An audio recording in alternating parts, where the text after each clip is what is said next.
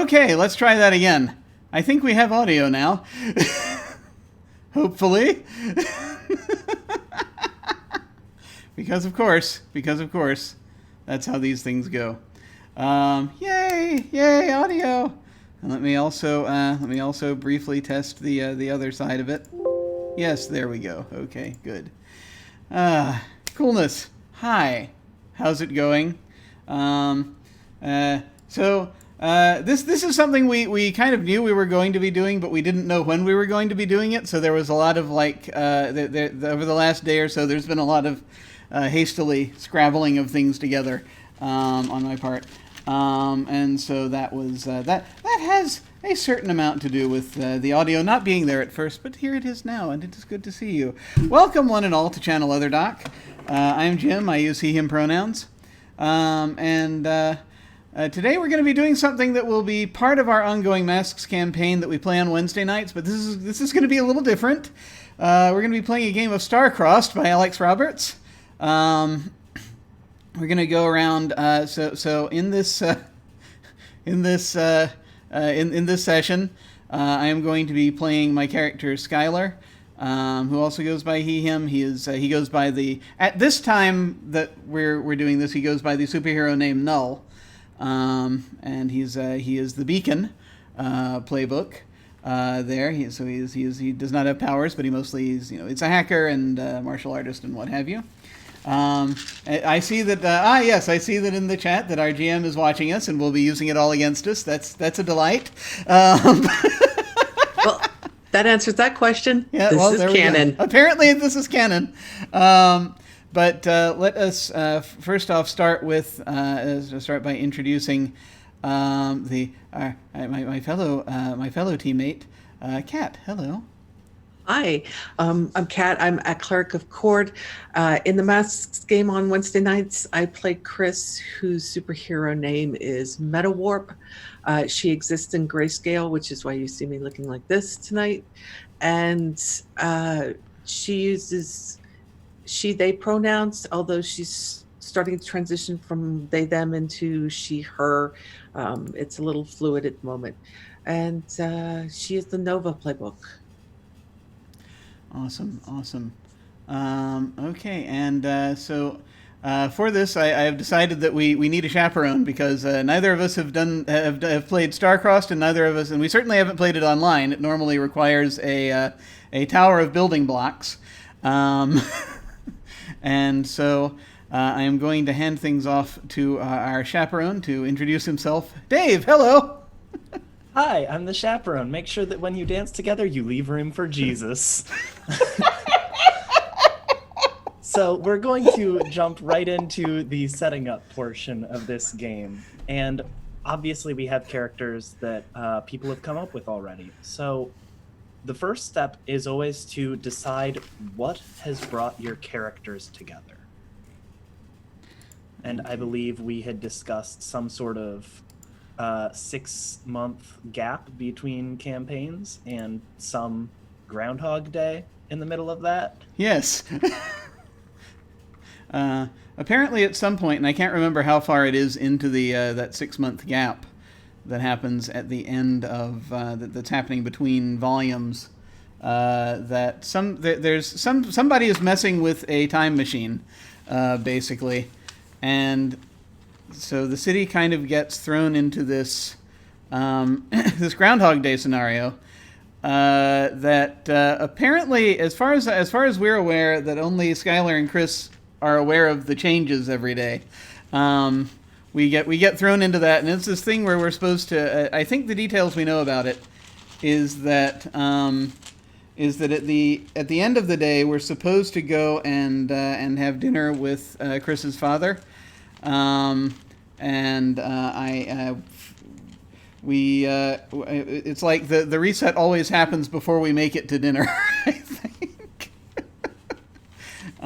We haven't really specified other details about what happened that day exactly, but I know that afterward, like once we get out of it, or something that happens to get out of it, is something I think the team eventually goes to deal with the time traveling problem. So that's Yeah, it's like the rest of the team fixed it apparently. So like something happens that breaks them out of the loop. But you remember everything that happens from the previous days, correct? Yes. Yes.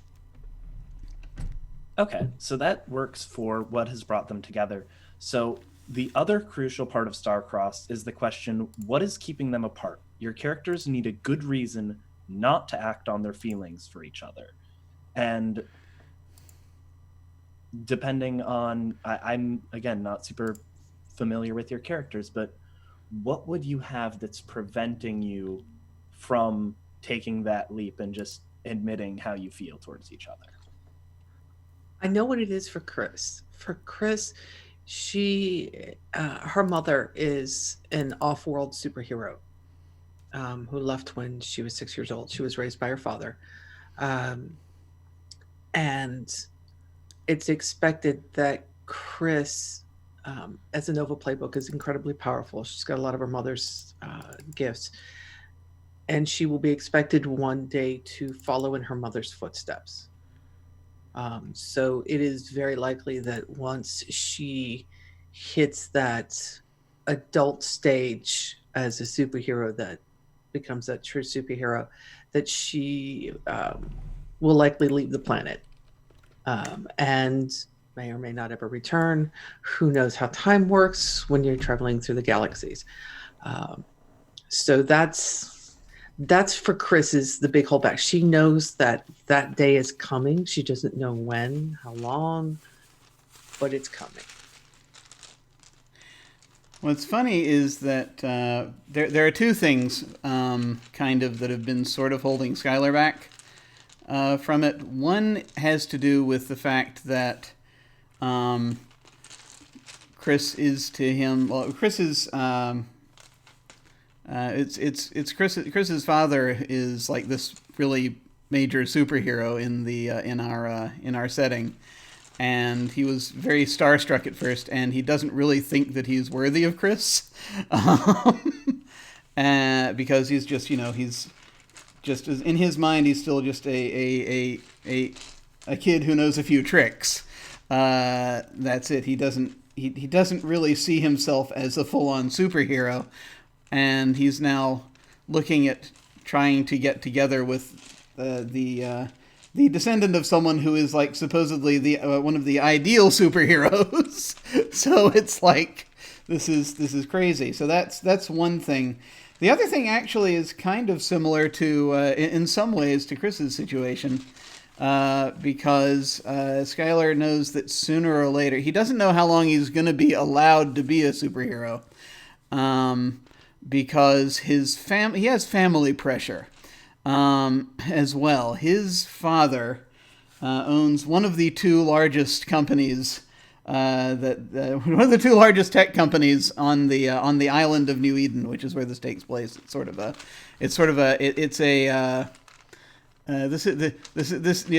New Eden, and the nickname of the city is Doctropolis. It's basically a harmonious center of where they try to make a utopian society, where a bunch of nations got together to try to do it, and so his father, Martin Hagen, who owns Hagen Corp, which has a subsidiary of Hagen Tech, basically is kind of made it aware that as far as Skylar is kind of like his father's last chance to try to get someone competent running the tech side of the company. And I mean, Skylar's only 18 right now, right? But at the same time, he knows that sooner or later he's going to get yanked into these additional university classes that his father wants him to take. He's going to have to start doing the working in earnest at the company, whereas as a kid he just sort of did it for fun. He was like grew up building robots and crap in his father's lab. But it's a thing where he knows that sooner or later that's going to happen, and it's not what he wants in life, but because again, he has older brothers, he has older siblings, and none of them are at all either interested or suited. Either interested or suited. One is interested and definitely not suited, but the rest of them just not suited to the to doing anything to run that part of the company. And so it's a thing. It also is his. There's also this thing about the fact that Skylar also has a twin sister who knows that he's a superhero.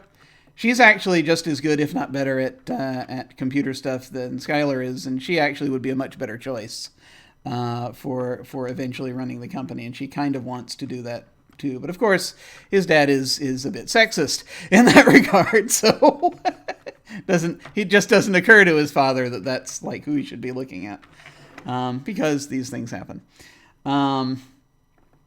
And so it's like he's kind of locked into this ridiculous situation he doesn't think he's going to ever be able to escape from.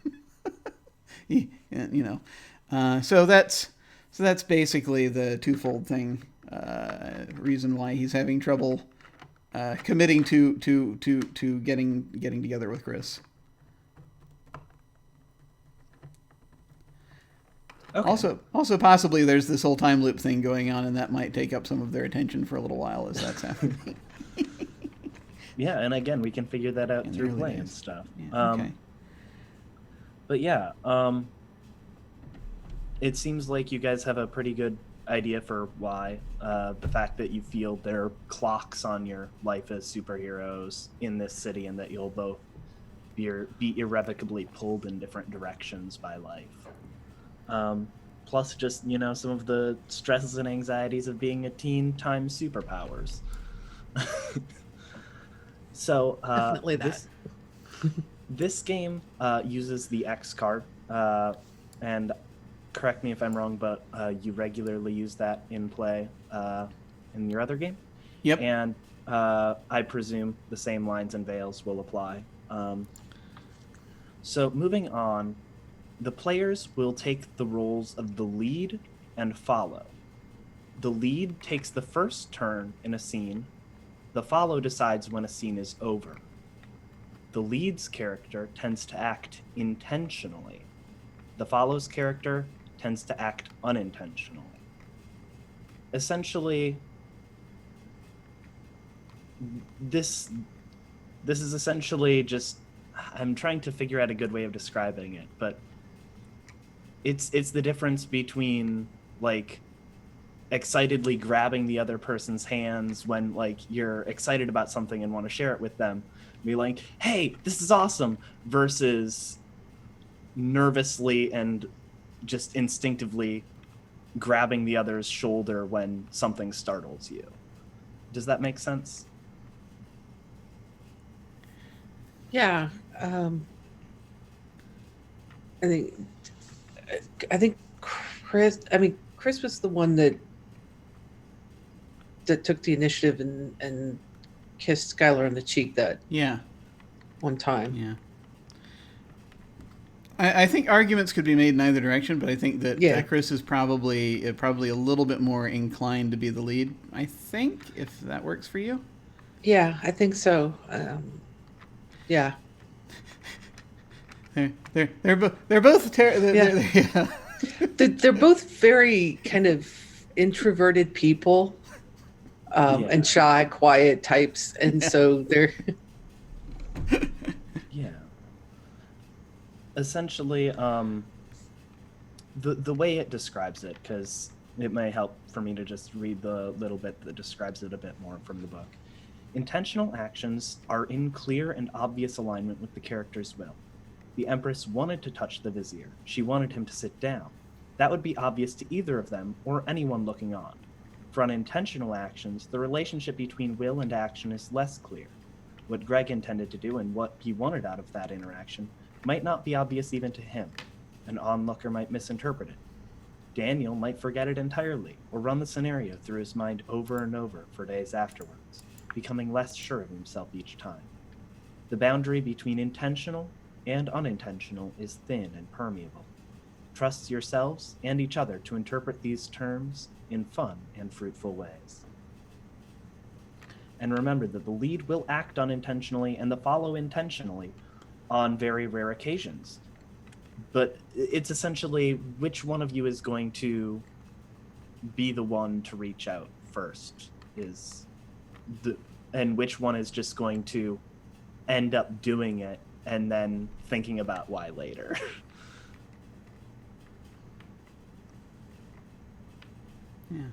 Yeah, you think that would work then? Do we want to do it that way? Or?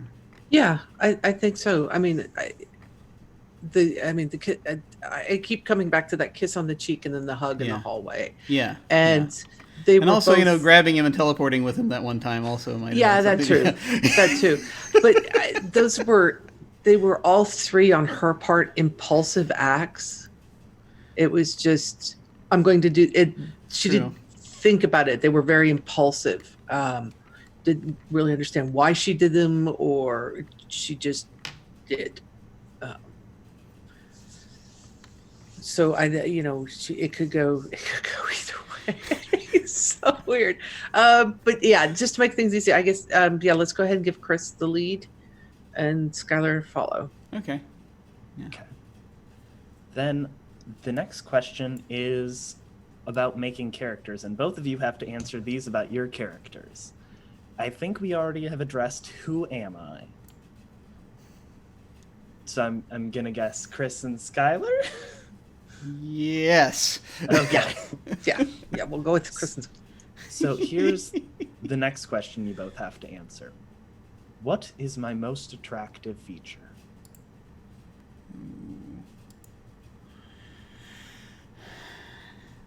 I think Skylar thinks it's his skill. Okay. He doesn't think of himself as attractive, but of the massive amount of unattractiveness that he believes that he is, he thinks the least unattractive of that is his skill at basically at anything technological. Yeah. And then Chris.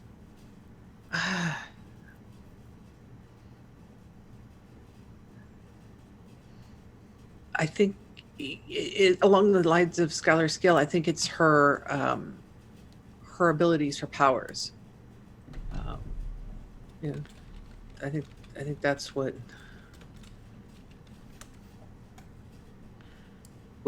she would think would attract most people to her is her powers, or it's not that being in grayscale makes her attractive, it's that it makes her different. And I think that kind of is what is why she thinks people would be attracted to her, because she's so obviously different. Okay. The next question is, what are two things about me that I don't realize are attractive? I just realized we can write on this. Wait, that's the point of it. Yeah. In the actual thing, there are really helpful sheets that you get that you can fill out when you play. Yeah. So what about them? Do they not But realize... I haven't been able to play in person yet.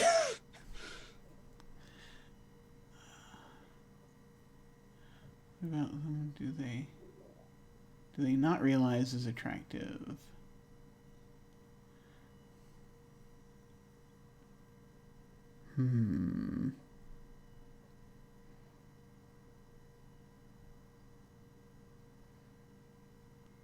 And Kat, you can feel free to jump in with yours if you have an idea.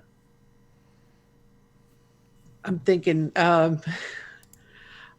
she's never thought in ways of attractiveness or being attractive to somebody, so it's an odd.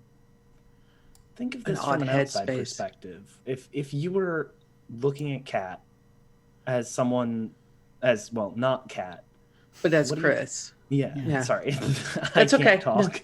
No, it's okay. It's okay. I do it all the time. Then what would you think these are some attractive features about Chris? I think Chris is conventionally attractive. Okay. Her parents are both good-looking people, so she's not the blonde, preppy, good-looking, girl next door kind of. But I think she is conventionally attractive, in her features and everything. Okay. Yeah, that absolutely works for one of them. Okay. I think that Skylar is kind, Okay. and he doesn't. It's not something he even thinks about. So then each of you give me another one. It's 2 things, remember. I know this is one of the trickiest bits. I think he also actually is somewhat conventionally attractive. He's got like. What's your face claim for him? I can't remember. Oh yeah. I can't remember the guy's name either because it's. I picked someone young and I don't know young people. So I'll have to see if I threw it in the. I'll have to search for it in the chat thing. It's an actor. That I just sort of I haven't seen anything he's been in, so I don't know what he's actually like. But I was like, this kind of looks like him.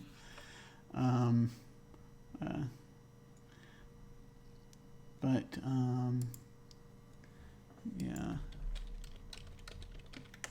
Okay. And if I use And then Chris.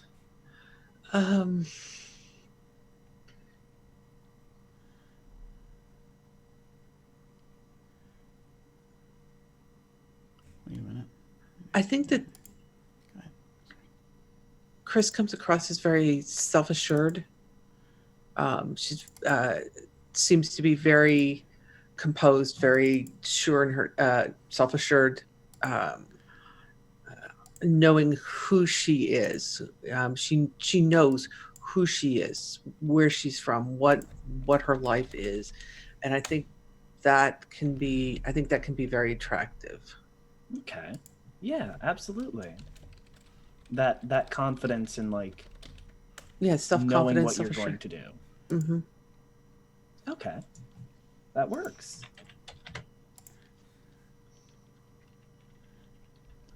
And then we talked about this earlier, but let's go over it and just summarize what was mentioned previously.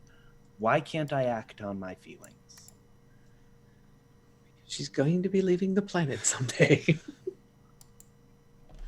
And Skylar?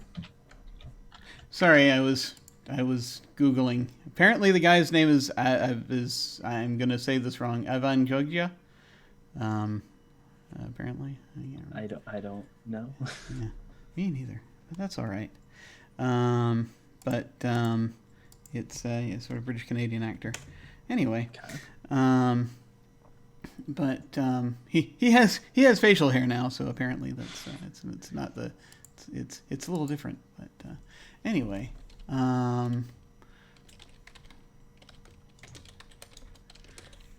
Let's see. Why can't they act on their feelings? We'll be leaving planet someday. Has to deal with family, basically. Fair enough. He's got it's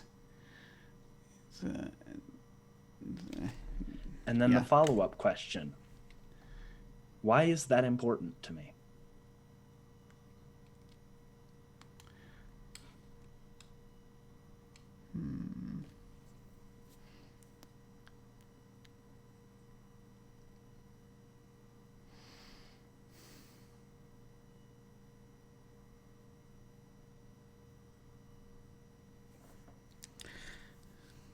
I'd say that just on Skylar's part, it's he doesn't want to abandon his family. Even though he wants to find some way to make them happy without going down the life path that they're kind of wanting to force him to go down. And he hasn't been able to figure it out yet, and he doesn't know if he's going to be able to figure it out. But it's important because it's like he also doesn't want to I don't know if it's like he doesn't want to let them down so much as he just it's this weird kind of no way out thing, right? He's worried they're not going to be able to function function very well if he doesn't help them. He has a duty and an Yeah. he feels himself Yeah. that he has a duty and an obligation. Yeah. And because that's where Chris is coming from. This is always for as long as she can remember. I think is once they knew what her that she had these abilities and powers, that her eventually she would continue her. She would continue her mother's work. She would join her mother and continue her work. That's her destiny. That's, I mean, in a way, she's, if you're using Mask's terminology, she's a legacy to a certain extent to her mother. Yeah.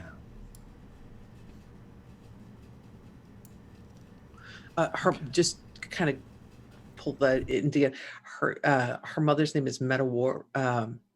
Chris is Metawarp. Her mother is Megawatt. So there's a whole kind of theme going between them, and yeah. Okay. And then, essentially, the way this specific version works is it's a little harder to build up points in this version because it's harder to make the tower topple, as it were. Normally, for a game of Starcrossed, for those unaware, you have a Jenga tower, and as you play, you pull bricks from the tower, and you stack them on top of each other. Each time you talk in character, you have to reach out, and without setting your arm on anything, you have to touch the tower while your character is speaking. It builds inherent risk and tension into these scenes, because as soon as the tower falls, whether it's from pulling a brick incorrectly, whether it's from someone bumping it when they talk, or someone just deciding, I'm going to knock the tower down, it's time, that's when the person who last touched the tower acts on their feelings, and they, whether it's through an action or words, admit how they feel about the other person. And the score at the end of that is how you determine how the relationship ends. The higher the score, the more build-up and tension, the longer the burn, essentially, the better chances they have of ending up making it. And what we do here at the very beginning is essentially, I believe, if I'm remembering the instructions correctly from Lauren, we roll the die 6 times and get the attraction score from -6 on the sheet to 0. And that's where we start play. Okay. Okay. So are you talking about rolling the thing on the spreadsheet, or what are we? Whatever we you each- want. We each roll 3 times, or we each roll Yeah, 6? sure. Each roll 3 times. We want to get the attraction score thing to 0. Okay, so we just go ahead and roll? Or, Mm-hmm. Okay. I'll let you go first. Okay, that's a 4. Do I record that here? Or Yep. Just mark it in the little check boxes on the side. One of the front? That's a 1. Okay. All right. That's a 15. Okay. A 5.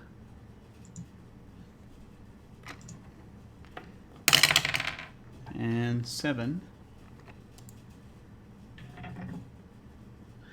Another 5. Okay. And that takes us to 0.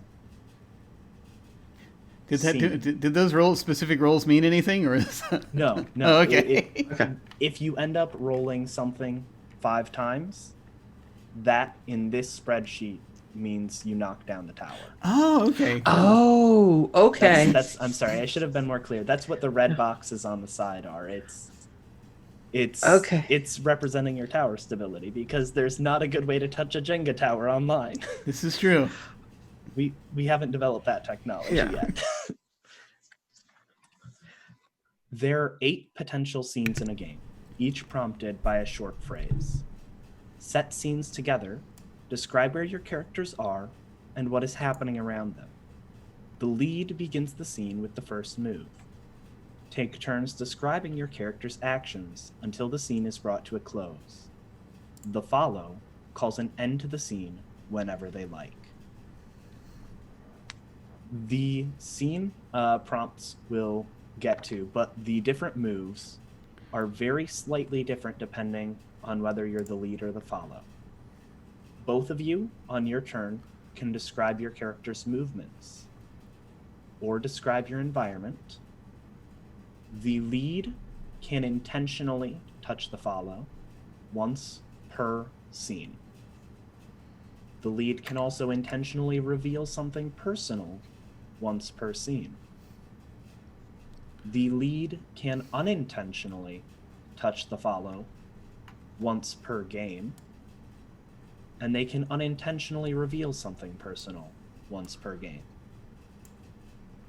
The follow, however, can unintentionally touch the lead once per scene, unintentionally reveal something personal once per scene, intentionally touch the lead once per game, or intentionally reveal something personal once per game.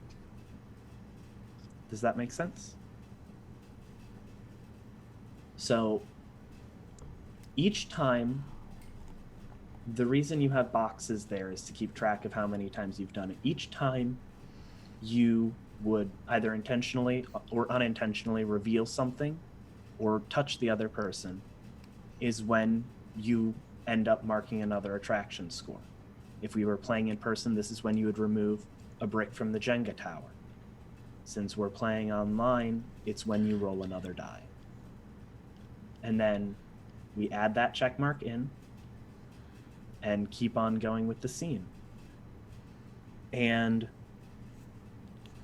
essentially it's this back and forth trading off of describing what your characters are doing, what's happening in the world, and sort of setting everything up. The lead always ends up taking the first scene, the follow always ends up ending the scene. And I'd like to read one last thing before we get into the actual gameplay. This is a note from Alex Roberts, especially regarding the X card. Playing this game won't always be comfortable.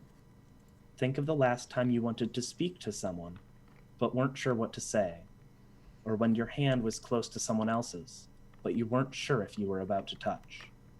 I want you to feel that discomfort, but only in the exact way and to the exact extent that you want to. And that's the heart of this game. And with that, the scenes are also there, but I bought the game so I can hold it up. Scene 1, an introduction. Yep. Okay.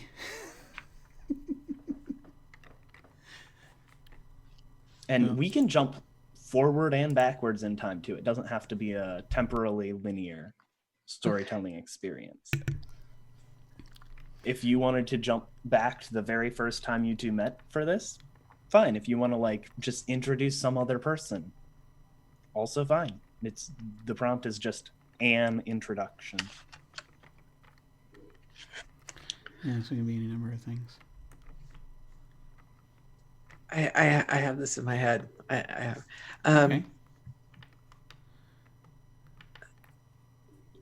It's a typical morning in the place where we all stay, where the team stays, which happens to be a subway car. For those of you who aren't familiar, we've got a series of subway cars that act as our base, and so it's a typical morning, getting up, breakfast, wandering around, and Chris has been chatting with her father, and she goes home once a week or so to have dinner with him. And she's mentioned Skylar a few times to her father, to Ronan, and they've met in passing a few times as well. And I think Chris has decided that she wants to actually introduce Skylar to her father. So it's an introduction. She wants to introduce him and see how they get along, what that is like. So she waits for Skylar to get up, and then when he does, she'll walk over and just kind of stand there, kind of like so hi, good morning. Hey. Hey, so I'm supposed to go to dinner with my dad tonight. It's, that weekly dinner thing. Would you like to come? Oh. So like have dinner with Ronan. Yeah, just have dinner at our house with us this evening. Wow.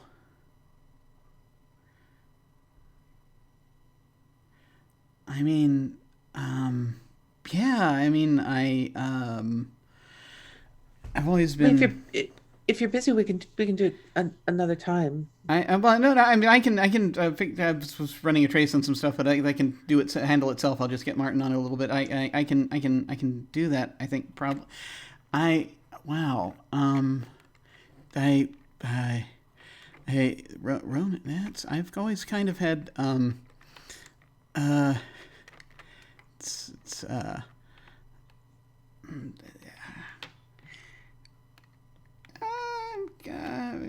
and actually he's sort of this. I'm going for trying to unintentionally reveal, so this is a little tricky. But I think he's gonna say that's so. So is he just sort of looking around? He's like, that's I never thought that would happen. Okay, yeah, okay.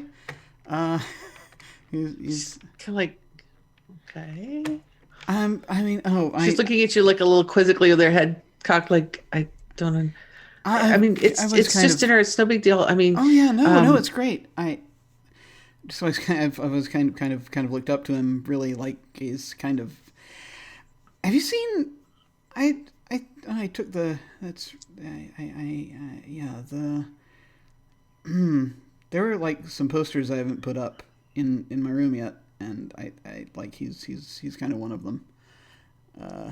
And so it's kind of yeah.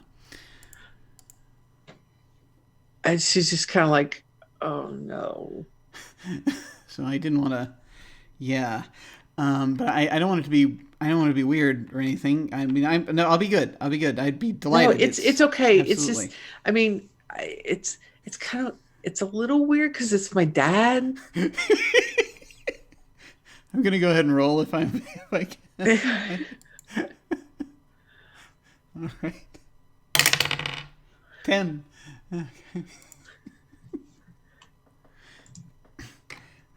Yeah, no, it's yeah.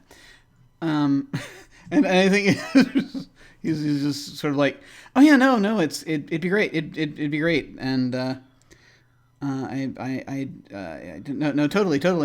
Sad thing is, this immediately bleeds into the next one because I'm going to sort of reach forward and kind of touch Chris on the arm as though it's like, oh, because he's kind of panicking a little. He doesn't want her to worry too much.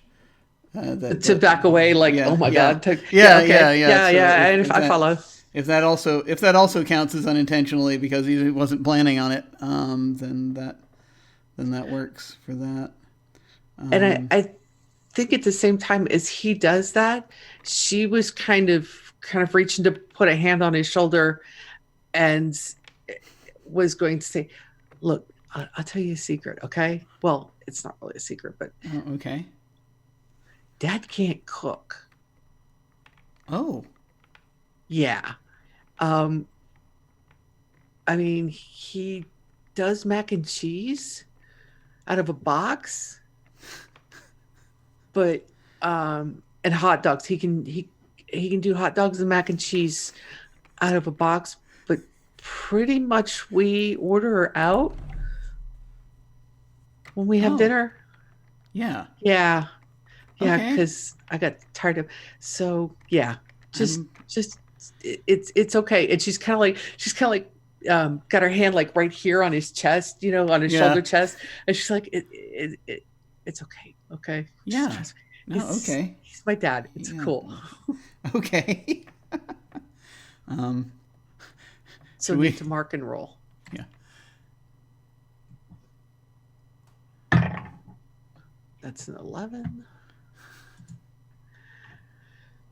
and a 12.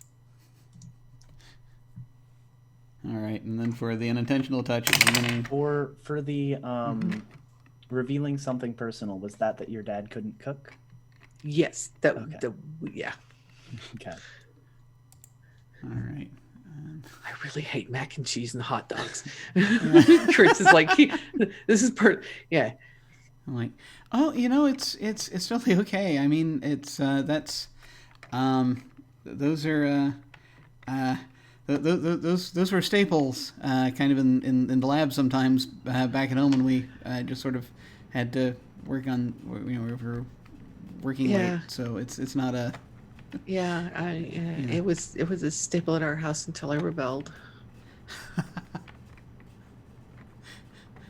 Okay, yeah, no, but we can I can hang with that. That's Okay. great.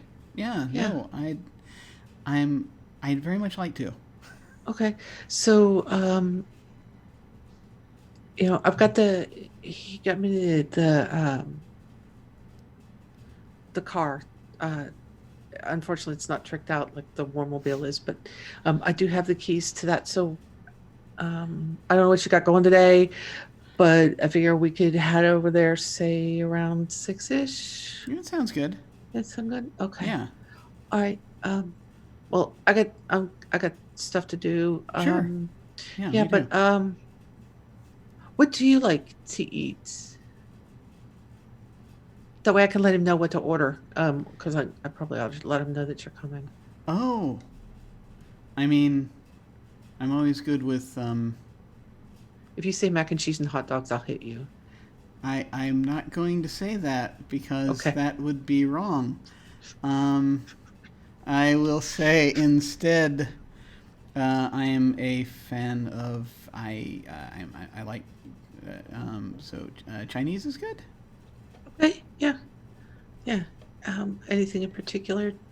I mean, or do you want? Oh, we can just order. I'll just tell Dad to order a platter. Yeah, And yeah, no, she's that's got great. the phone out already. She's texting her dad. I invited Skylar over for dinner. Can we do Chinese? Just order a variety, and we'll be there a little bit after 6. Is that okay? I feel like at this point, Skylar's just sort of smiling and kind of backing away and starting to turn to go and work on some things, and I think that's probably a good scene ender for us if we're good with that. Yeah. Okay. Is there anything that you should have marked that you haven't yet for that scene? Did you do anything reaching out intentionally or that sort of thing? Because I know you both marked the once a scene ones, but just keep in mind that like you can only do the other ones, acting unintentionally or intentionally, respectively, once per game as well. So Yeah. I don't think. I'm not saying you Yeah. necessarily did. Because obviously you people are the experts of your characters. I trust that like if you think something is personal, if you are feeling that a touch is intentional or unintentional, that's all up to you guys. I'm just trying to keep in mind stuff for that.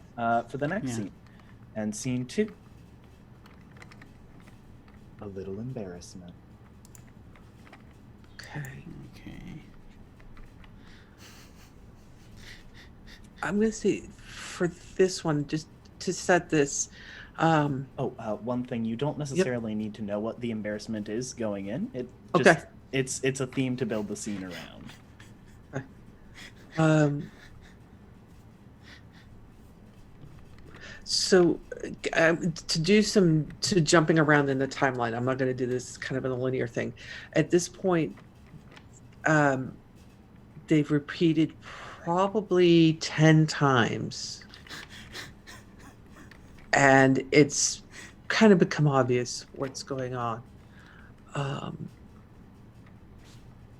And she's Chris will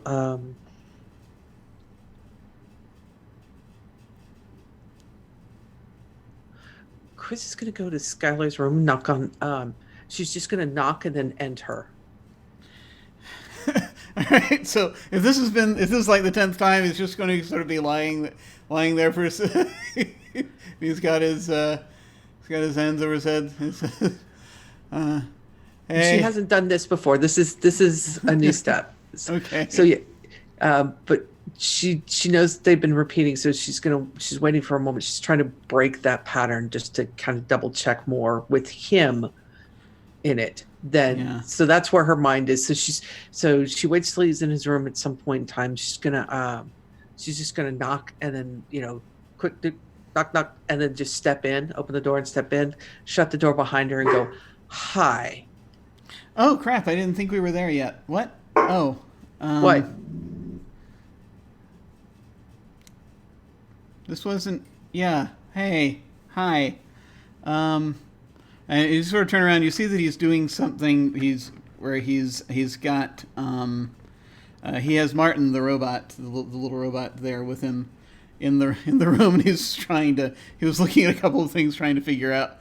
I was like, oh hey, yeah. Hi.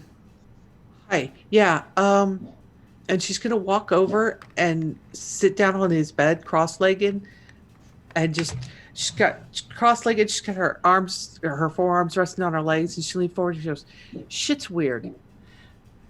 And he just sort of you'll see he's sort of he'll kind of sort of inch backwards, and he's going to turn off a monitor that he has on that he had on his room for a second. That is probably it's got something on it that he didn't expect anyone to come in and see, who is not a robot. So he just sort of like, yeah, what? Yeah, this is YouTube, right? Yeah. Oh yeah. No, this is what? This is like number 10. I think so. Yeah. Okay. Something like that. That's good. I mean, we haven't had dinner. I've stopped that mugger like 5 times now, and I don't know if I mean Have we had dinner yet? I've started to learn too much about the guy's family now, I think. I'm actually kind of concerned because anyway, sorry. Hi. Yeah. Sorry, my dog's being a jerk. She's just like, I mean, it was Chinese the first 5 times, and then it was Indian. I mean, and I'm just getting hungry because I still haven't eaten. Or it doesn't. We haven't had dinner yet. I haven't seen. This is so weird. It's making my head hurt. Do you only eat once a day? Maybe. Oh.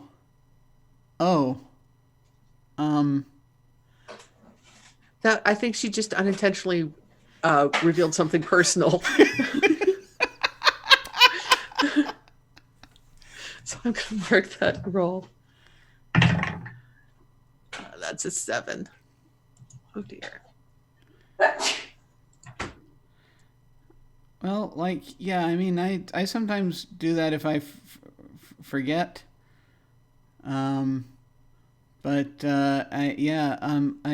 Okay. Let's, can we maybe just, get out of here and go grab something at the stand, sort of, a little bit, or something? Yeah, okay. Because we didn't do that, for the last... We haven't done that yet. Did we have... I don't think. I'm starting to lose track of what we've done and what we didn't.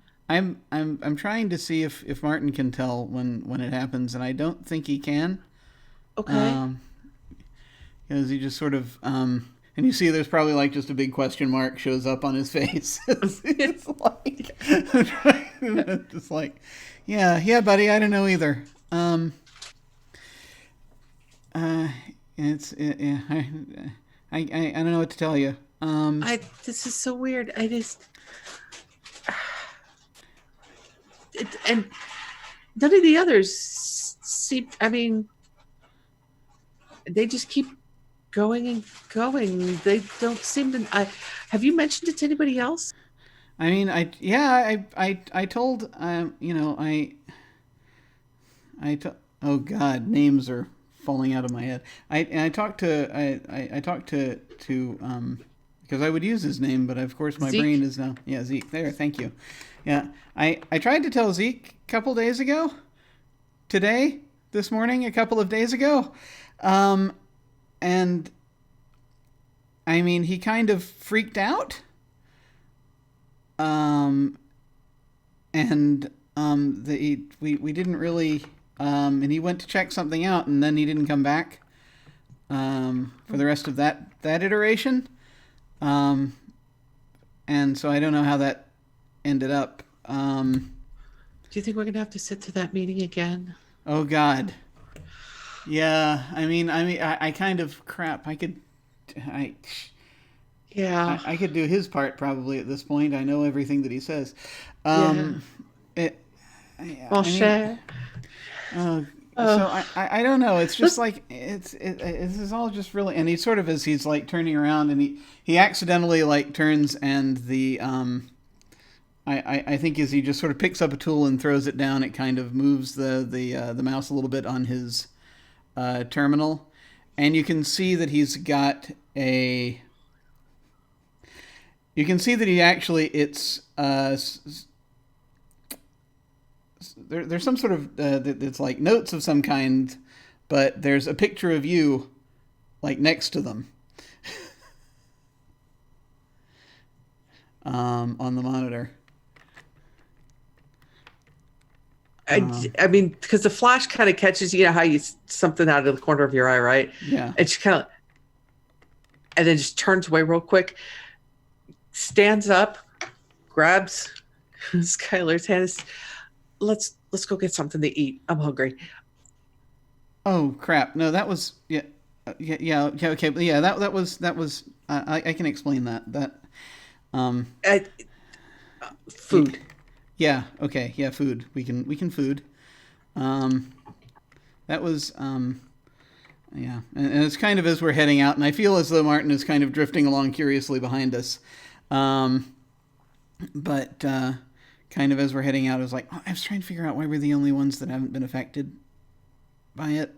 Okay. And so I was thinking it might have something to do with your energy patterns, and I was trying to kind of analyze some stuff. So that's Right. I didn't mean to. I've been very curious about the whole thing. How it ever since you asked me about how the about the sort of the temporal warping thing, and so I kind of have been looking into it for on the side for a while now. I'm sorry I didn't say anything. No, it's all right. No, it's cool. I just I guess I kind of have a thing about getting my picture taken. I'm not really. I really don't like having my picture taken. I don't. It's a thing, and yeah, it's all right. No, it's crap, okay. I'm sorry. My hand kind of flies to your shoulder. It's okay. It's okay. Then I'm like, oh crap! I take my hand off. Yeah. No, it's all right. Does experiencing it help? It might. With the energies, with the temple, with the, I mean, like when we go, when I do this, and she'll do the dimension, she'll do the portal thing, Oh crap! to where the food stand is, just like 20 feet away from it. Does that help understand? And I feel as though we sort of that I sort of noticed something in there that I'm sort of trying to piece together. I'm just kind of like, but it's like it's sort of jumbled a little bit, and I'm like, maybe Okay. I gotta This write is- some. I gotta write some things down. Yeah, that's it. It's like a He's- dimensional thing stepping He takes he kind of he pulls between. back his sleeves and he starts working on his system that he his pad is integrated with his suit at this point, so he's rolling. He's got at least the bracer from the suit on so that he can Yep. like look at it. Okay. Yeah. And it's. Ooh, you know what? We could experiment. We've got if if we experiment with this, we could Yeah. see. Can you record the data from the when we step through? Yeah, I think I might be able to. Yeah. All right. I'll set up some tests. In the meantime, can, let's grab something, okay? Okay. All right. And I think we're gonna probably close the scene there. I think that's probably good. I haven't rolled yet for the couple of things I did, but Yeah, me neither. I trust you to remember afterwards, at least. Cool. I mean, if you forget, that's on you, and it's That's gonna another damage your scores. That's another 10. And that's a natural 20. Oh crap. Okay. Oh, that's not good. I rolled both dice at once because, of course, I did, and I got a 7 and a 5.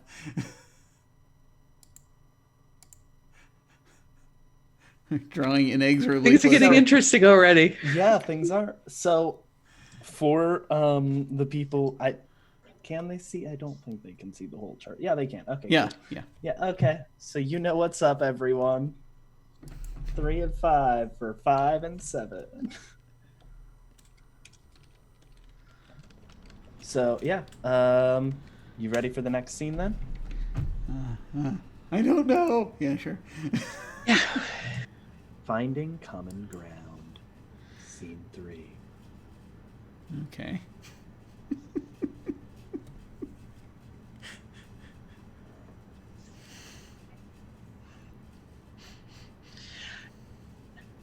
At this point, it's probably been a good 3 weeks in this loop, and Chris is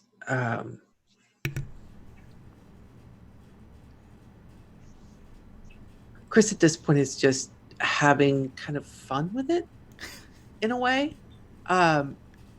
Every morning starts the same with inviting him to dinner, and then from there it's do whatever. Just kind of stop. That's as far as she wants to go in the pattern. It's from there until they agree they're getting ready to leave. I think as she puts the key into the car ignition, that's when the loop starts up again. So in between that, maybe there are certain things that happen. Her knocking on Skylar's door and going into his room for them to go get something to eat becomes part of the pattern. But otherwise, she's constantly trying to break it. This loop. Yeah. She doesn't want to get caught up in that. It bothers her to be in that. So at this point, she's just, and I think it bothers her to see Skylar fall into patterns. So she's constantly trying to pull him out of his pattern for the day, finding some way to pull him out of his pattern. Yeah. So at this point, I think she would.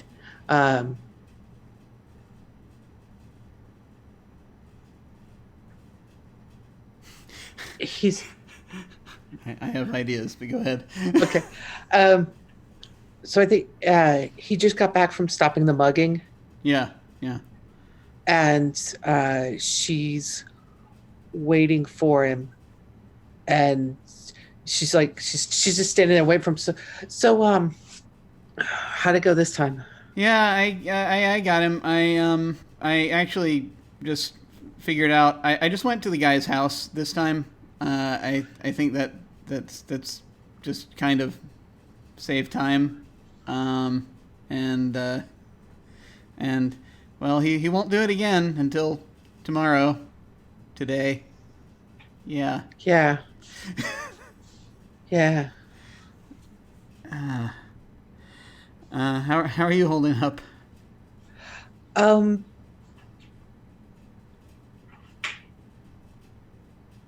well, I mean,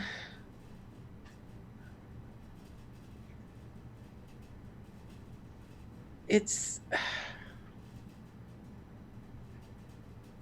it feels I feel like I'm being forced into a pattern, and I keep trying to force out of it. It's weird. I don't I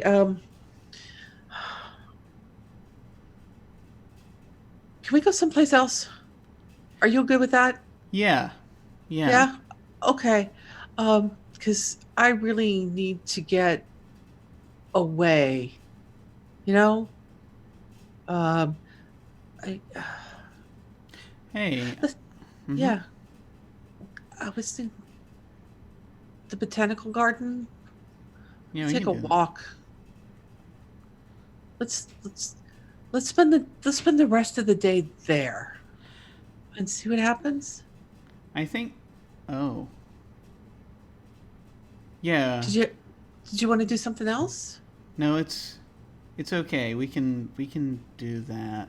He says as though he's thinking carefully about something, and he's like, "Yeah, let's do that. That'd be good." All right. And again, she'll take his hand and zip through to the Okay. to the botanical garden, um, and it's uh, she knows this place by heart, so she's gonna just kind of she's got her fingers laced through his this time, holding on to him, and she walks over to where she knows one of the benches are that is off the regular trails of Yeah. the people that walk through. Um, okay, so what are you thinking about? Well, I mean, no, it's kind of weird, right? But uh,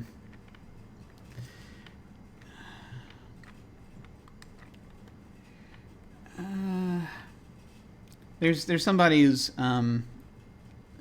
supposed to be here at doing kind of she's here doing some probably some schoolwork today, which is why I was a little hesitant. But she's not going to remember tomorrow anyway. Do you want to meet Sheila? She It's my sister. just oh um yeah. She's not gonna, yeah, because like she's not gonna remember tomorrow that she met you. Or well, today, tomorrow. Um, What do you mean but yeah, the next? She's not going to remember the next time. she's not gonna remember the next day. She's not gonna remember again when this morning happens again. Okay. Obviously, I wonder. Do you think she'll remember? Do you think we're going to get out of this? I don't know. I at this point I've been trying to run a I've been trying to run a diagnostic thing for looking for the temporal distortions, and the problem is that it takes longer. It takes 18 hours, and And we it's, don't have 18 hours so it starts over from the every time that day. I tell it to. Yeah, so Yeah. it's so that part I can't do, and I've been I tried. I'm thinking about going in and hijacking and hijacking Dad's mainframe to do it, to see if we can just make that work. And just, once we know what it is, know where to look, try to reset it. Yeah. Wait for the reset so that I won't have done it. But like, yeah. So, okay. She's there. She is. And you can see this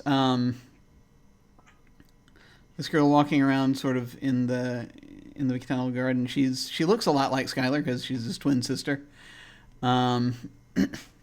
And she has her own sort of the sort of the pad that Skylar used to have. She has her own, only it's looks a little bit bigger. That she works on, and she's sort of taking notes. She's stopping at individual exhibits and writing things down.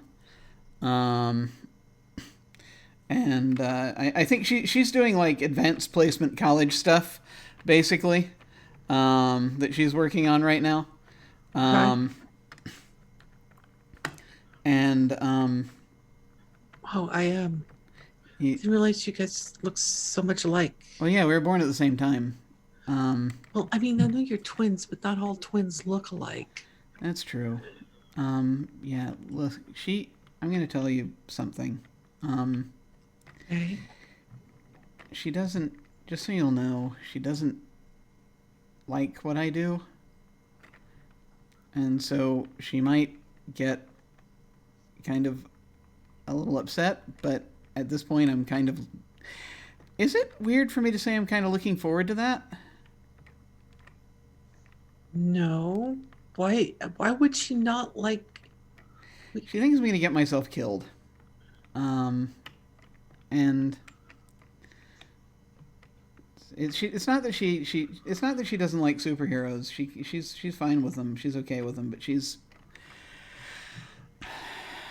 doesn't. We've always kind of looked out for each other, and I think that since now I've got other people looking out for me, she's kind of trying to figure out how that works. Oh, yeah. And I think she thinks I'm not looking out for her, maybe, and I... Yeah. Oh, crap. Hmm. Maybe I'm not. I haven't talked to her in a couple of... Well, I mean, before this happened, I hadn't talked to her for, like, a couple of weeks. We did have a lot going on. Yeah, but I mean, I used to check in with... I haven't talked to anybody in my family for a while. They just don't...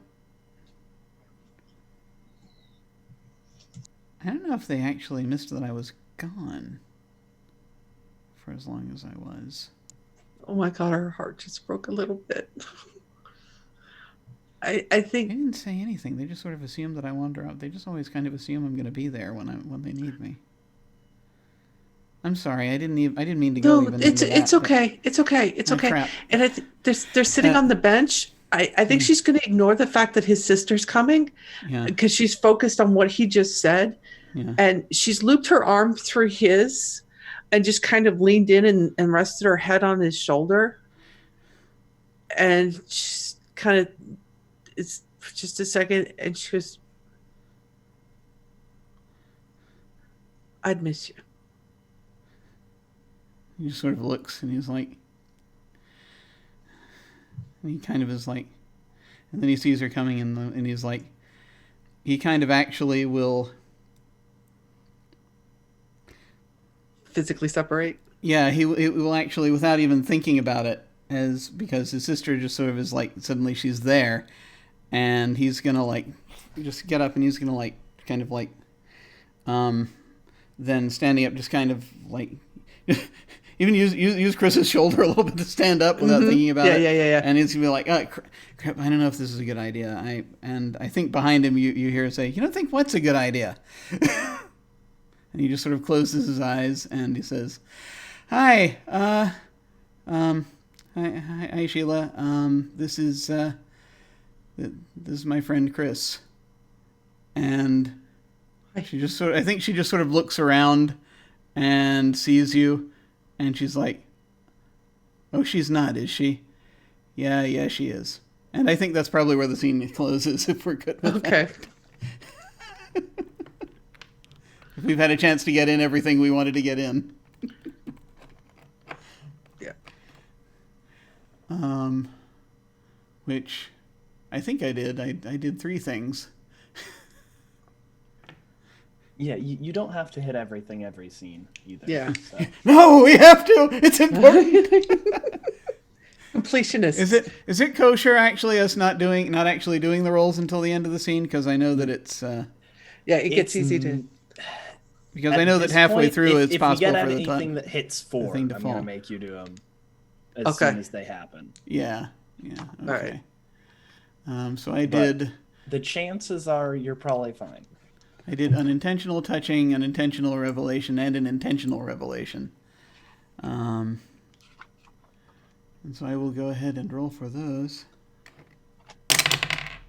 That's a 1.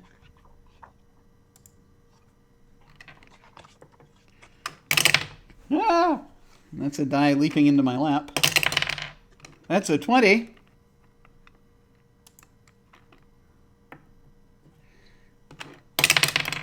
And that's another 5. I'm going to switch dice dear. now.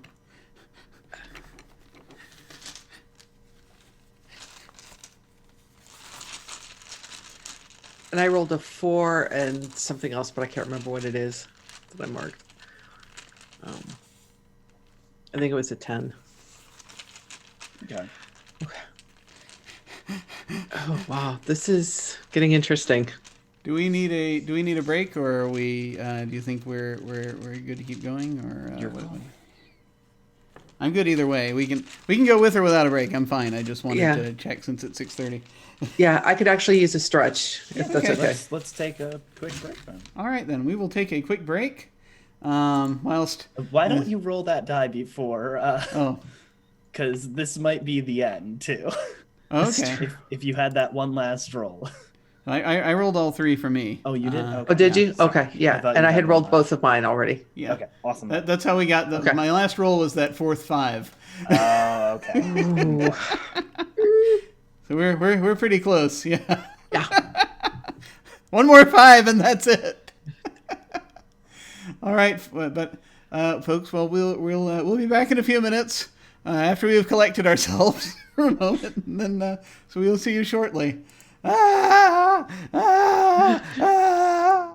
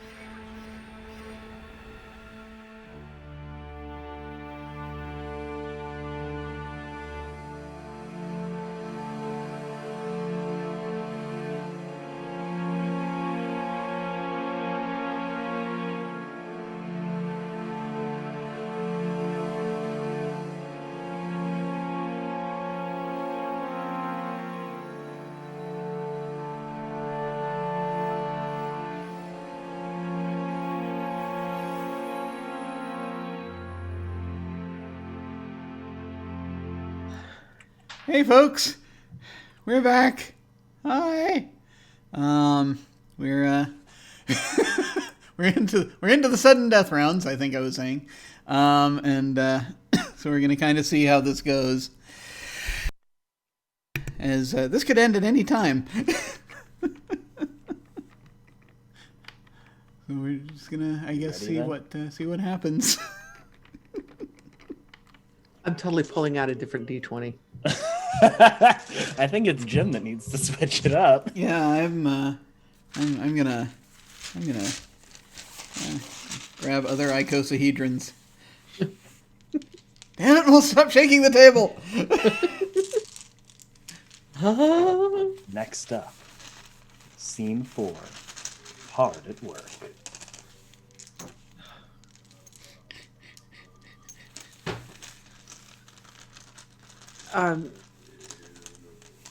Once they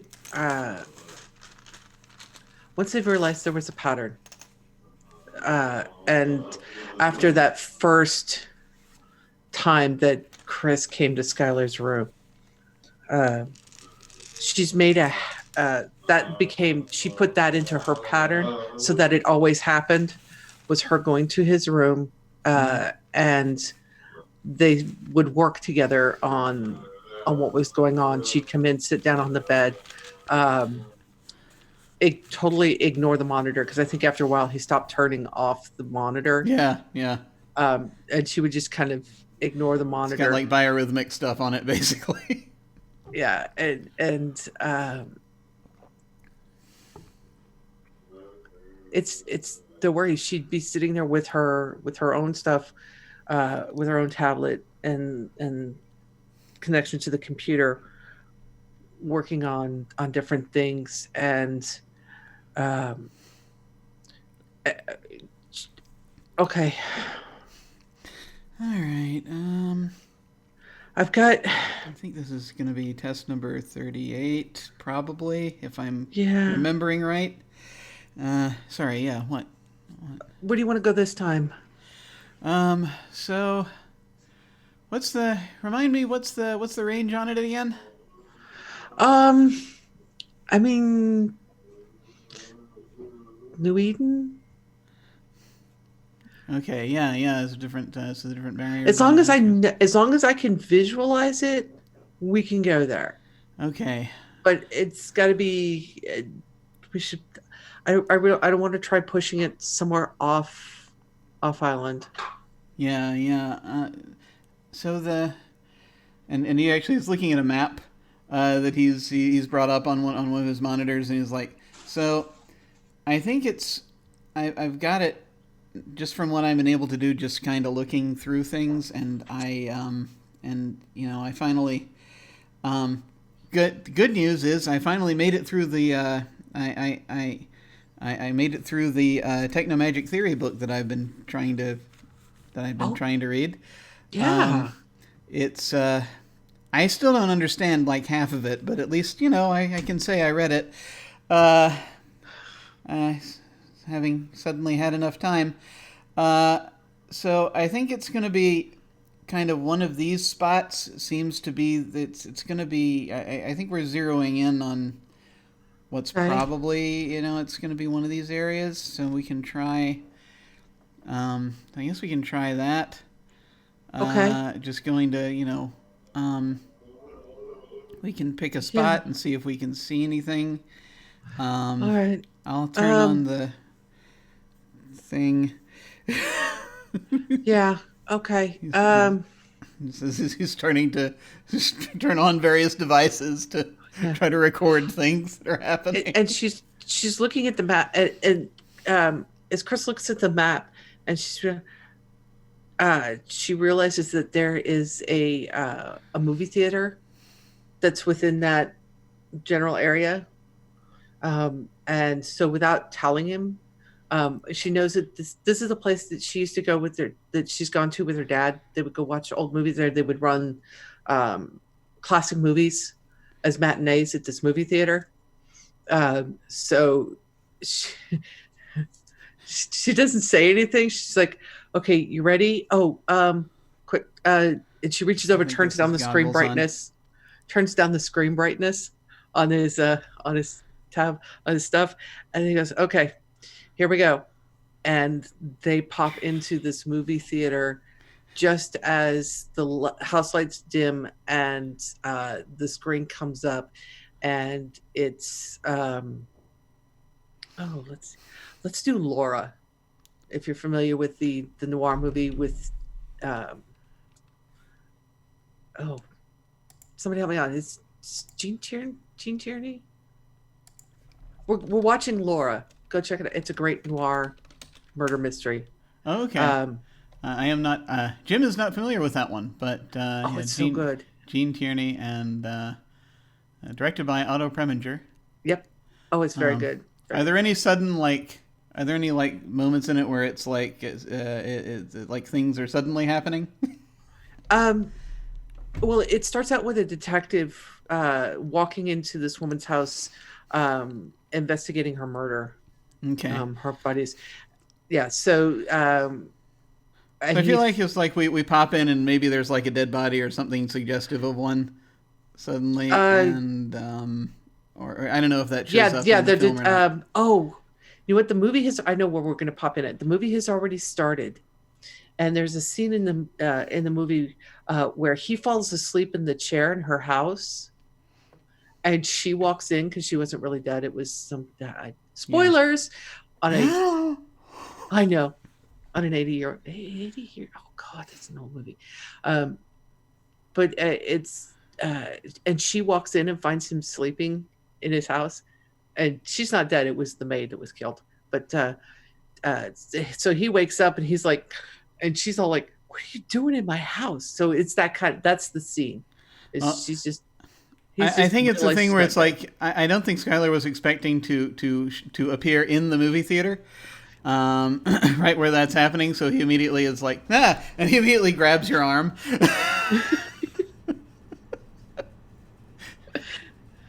She's like steadying you. Because he's seeing it through the goggles. Yeah. And it's like she's giving him all kinds of like weird. It's like, she's like, shh.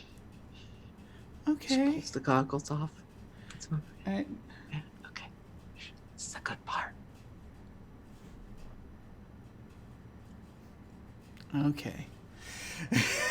And, he realizes it sort of processes what just happened. So when the movie is over and the movie ends, and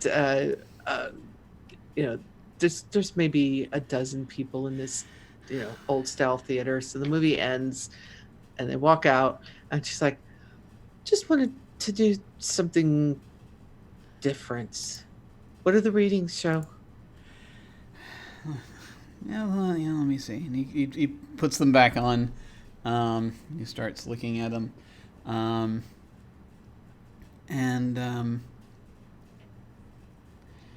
As he's going back and forth, he's like, yeah, well, we can take this area off the map, I think.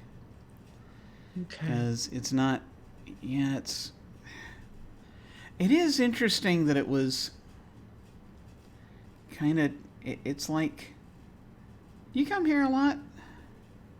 Oh, to the theater? Yeah.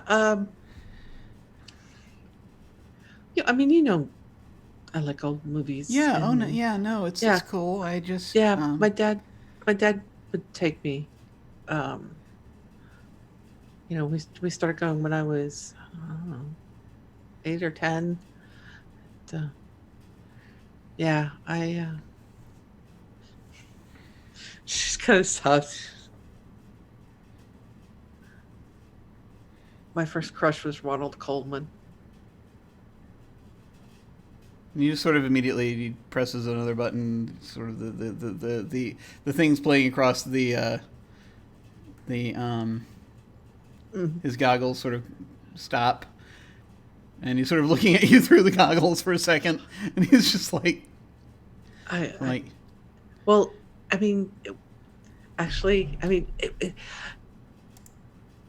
okay, that's not true. It was Humphrey Bogart. And she just intentionally revealed something personal, and given where we are, I'm going to go ahead and roll. Yeah. Yeah, I should probably also roll for touching. Okay, that's an 8. All right. Which die shall I roll? Let's roll this one. 11. Was I unintentionally touching? There we go. But yeah, we would come here a lot, during the week just to watch movies. 'Cause, I mean, you can watch them on the TV or on the computer, but nothing. There's just something about being in a theater, and we've been working so hard. Yeah, I mean it's cool. Yeah, that was cool.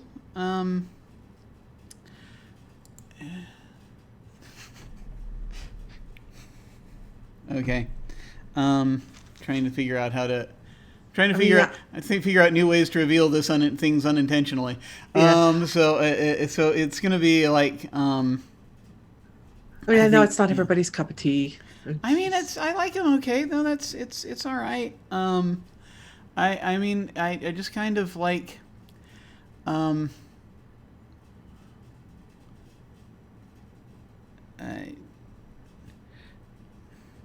It's not it's not a big deal. And he actually is taking the he's taking the goggles off, and I think that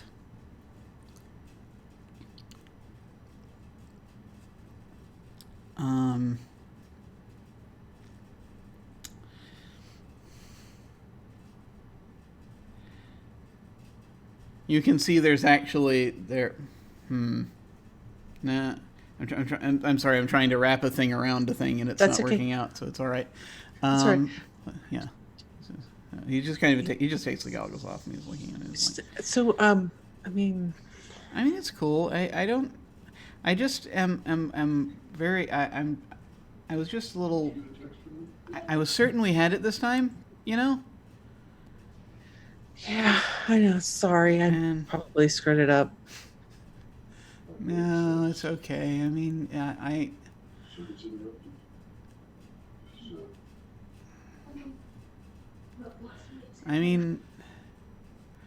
I kind of.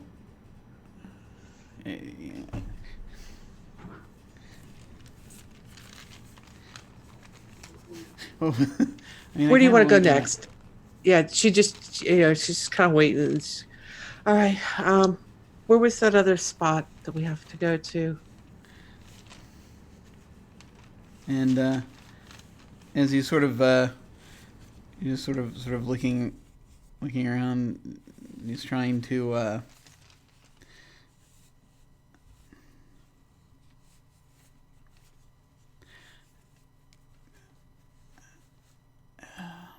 it's not. I mean, I did. No, it's not coming to me. It's not coming to me. I'm not figuring it out. Okay. So he's as he just sort of like he's doing that, and he's looking around at the different things. He's looking at the readings. He says he's like, and so he's looking at them again. He's like, yeah, give me a second, and it's like, and then he drops them immediately. It's. I mean, I maybe we shouldn't worry about it too much. I'm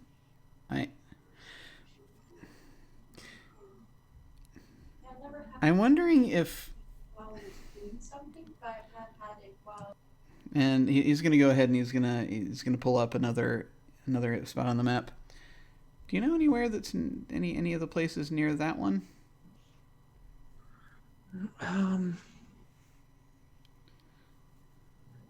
She's gonna lean in, and I think she was kind of standing if he was standing here, she's kind of standing like this, Mm-hmm. looking over his shoulder, and she's looking over his shoulder, and she's just kind of pressing up against him a little bit with her chin just kind of rests on his shoulder. She's looking down. Let's see. What about?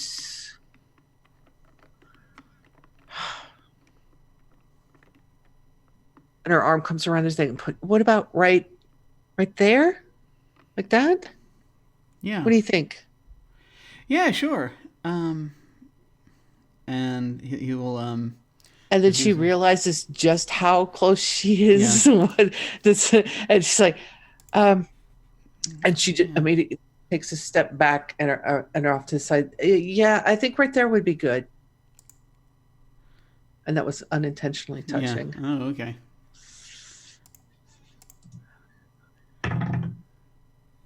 Okay, that's a 20. Ooh. Oh. And you say, yeah, that's good. Says, yeah, that'll be good. You know, yeah, that's just fine. Do you know anywhere near there? There's a I think there's a bookstore there or a game store, something like that. Comics, books. Yeah, it's Comics R Us. Yeah, that's it. Yeah. Yeah. Yeah. Yeah. Let's. Yeah. Sure. You want to head there? Yeah. Let's head there. Okay. All right. And yeah, go ahead. She'll take his hand. All right. He will. I think he's gonna be watching carefully as he will. He's starting. It's like there's something like there are things you can see sort of the wheel turning, and he seems to be thinking of something, and a couple of things at once. And he's like, he just kind of quirks he just smiles a little bit, and he reaches forward, and he will very deliberately and carefully will reach forward and touch your shoulder. And while he turns on the tracking device that he's got going on, and he says, "It's going to be okay." All right. And I'm going to roll this die. That's another one. And I think when you appear in front of or off to the side of Comics R Us, he's going to say, so have you ever been in here?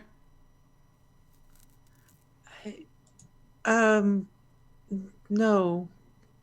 I just the bookstore down the yeah. We used to go there, so I just Oh no, it's cool. It's just and as he's taking the goggles down, he looks like he's very much trying to because I think they're like in sort of half civilian type gear basically right now, as he's sort of trying to sort of stuff the pieces of his costume in under his jacket and what have you, and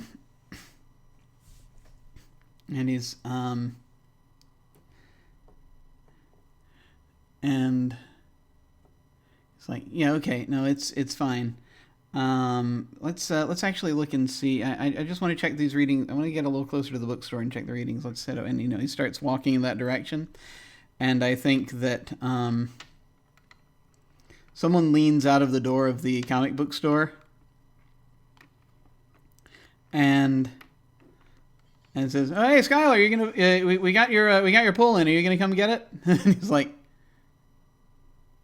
"Yeah, okay." Just it's fine. It's good. It's all good, man. It's all good. He's like, hey, you're the boss. And he comes back and he's like, What's a pull in? oh, that's they pull the they pull your comics. Once we don't need to worry. Look, okay, look, I kind of all right. Look, my family kind of owns that place. It's so I've known those folks for a long time. That's kind of cool.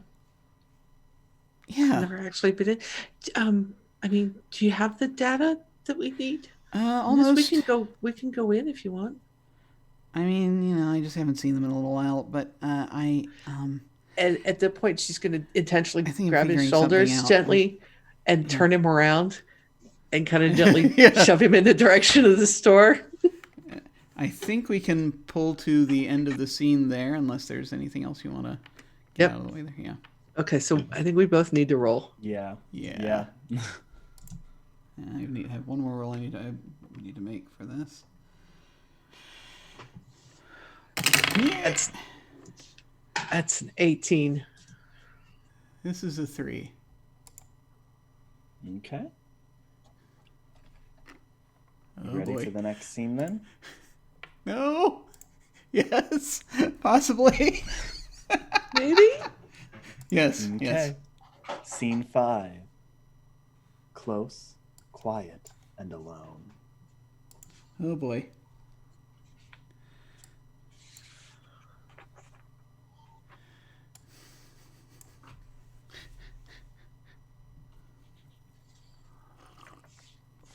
It's been 2 months. We're up to like 60 days. Yeah, we're at like 60, 65 days Yeah. somewhere, and it's starting to wear on Chris. I mean, the novelty has definitely worn off for her, and there's a serious concern, and I mean, when she took Zeke and left him at the volcano after that meeting because she didn't want to have to listen to it one more time.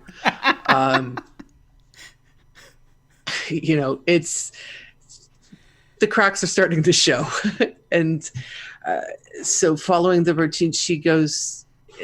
She doesn't even knock. She just walks into Skylar's room as part of the routine, and sits down on the bed. He's just sort of sitting there staring into space.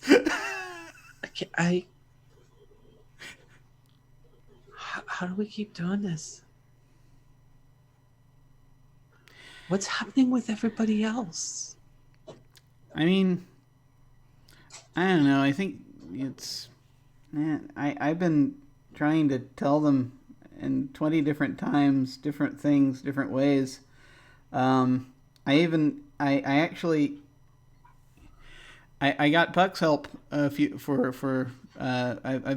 getting help from Puck the last few weeks, trying to figure it out, and so they sorted something out, but every time I do it, I have to tell them again, and they go off to check out something and they don't tell me what it is, and it's kind of a pattern every time. Like I tell anybody, I try to convince them of how serious everything is, that this is happening. They believe me, and then they go off and whatever they're doing takes longer than the freaking loop. I don't know if there's a different way to do it at this point. I mean, you remember that time, like about a month ago, I tried to hijack the meeting, and that didn't do anything. I mean, I've talked to my dad. I've texted him. For whatever reason, though, there's something that keeps me from going to see him. It's like something always happens so that I can't go see him. But we talk. I mean, I've called him on the phone. We've texted, and I've told him what's going on. And he's like, okay, well, we'll figure it out over dinner. I'm like, no, you don't understand him. We're not going to make it to dinner. I never make it to dinner. And he's like, okay, so let's try lunch. But lunch never seems to happen. And it's Yeah. getting. It's okay. I mean, it's gonna be. We'll figure. You know, I don't know. I kind of. It's. I want to see the stars again.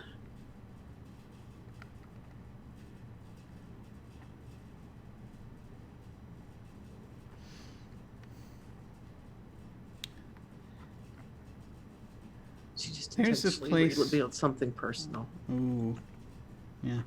I think we need to be just on the rolls at this point, just because. Yep. That's a 12. Okay. And Skylar's just like, at this point, it's and again he's sort of like sort of sees he's trying to like comfort you, and he doesn't know, he's not sure exactly whether it's the right point at this point, but he'll just kind of reach forward and take your hand without sort of thinking about it. And she gives like, it a squeeze. Is there somewhere like there's been a thing going on as I've been trying to figure this out, that it seems like usually the places are either places that I found on the map are places that are either important to you or important to me. I don't know why. But Skylar, is there a yeah? I don't care anymore. Not today. Not this time.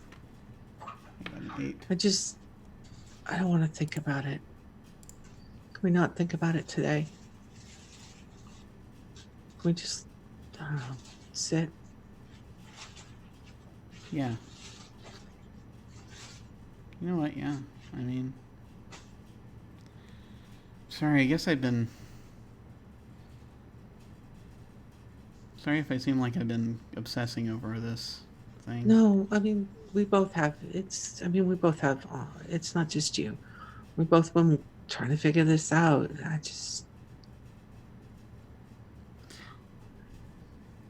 you want to I need a break. Do you want to go to the planetarium?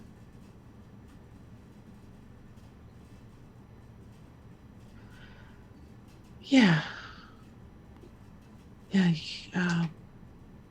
They're closed today, so there won't be anybody there. I have my own key, so we can just get in. Yeah. Figure we haven't been there on this thing before. Yeah. We don't have to. Won't be anybody there. We won't have to worry about it. She smells a little bit. Yeah, let's go to the planetarium. Okay. I'm going to show you something. Okay. They'll zip through, and she just very comfortably walks over to the control system and pulls up the sky, and it starts to. She's typing away, and it's doing the whole narrowing in on different quadrants until it pulls up a particular system, solar system. And she'll walk over to where he's standing. She takes him by the hand and positions him. And will this time intentionally stand behind him and point. That right there, you see it's a trinary system. Right there. Oh, neat. That's home. Oh, really? That's where my mom is. Yeah, I'm intentionally touched.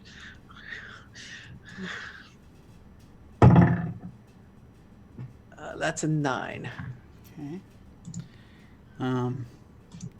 I am going to, while we're sort of looking at it, I think, he's been kind of a little tense, a little bit, but it's sort of there's this sort of buzzing type feeling thing, and he's looking up and he's like,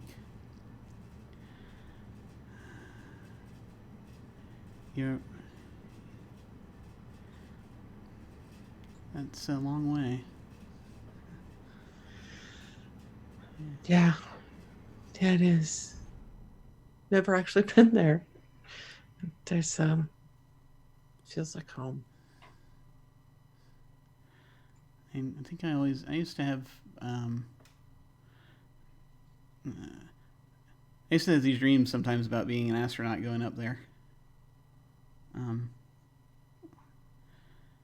And it when I was a kid, when I was little, and I just thought it was one of the neatest things ever, And then when I found out that there were, and I found, and when they that we actually had people from out there among us, I thought it was the coolest thing ever,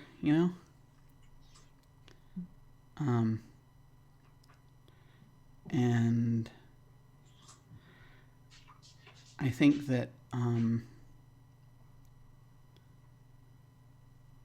honestly, some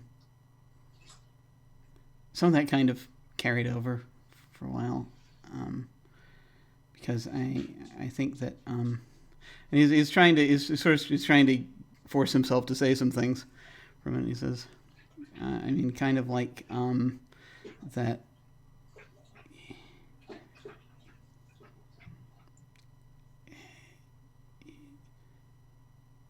And when I met you, that kind of surpassed my expectations.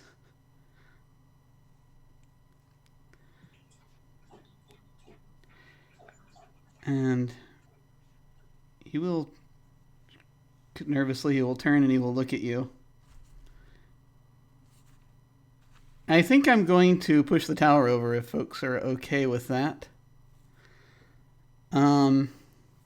Yeah. He's going to reach forward and as and they're very close right now anyway. He's going to take kind of your arm and he will lean forward and he will say, I just want you to know that if I have to be stuck kind of in one day for eternity, I'm really glad it was a day that I got to spend with you. Yeah. Me too. And he will, trying not to think too hard, he is going to, if you permit it, he will lean forward and kiss you. She will permit it. Just kind of, I think it just tense just a little bit at first because it's different, but then she just kind of relaxes into kind of the almost a hug as well as a kiss. Yeah. And then that was nice. Yeah.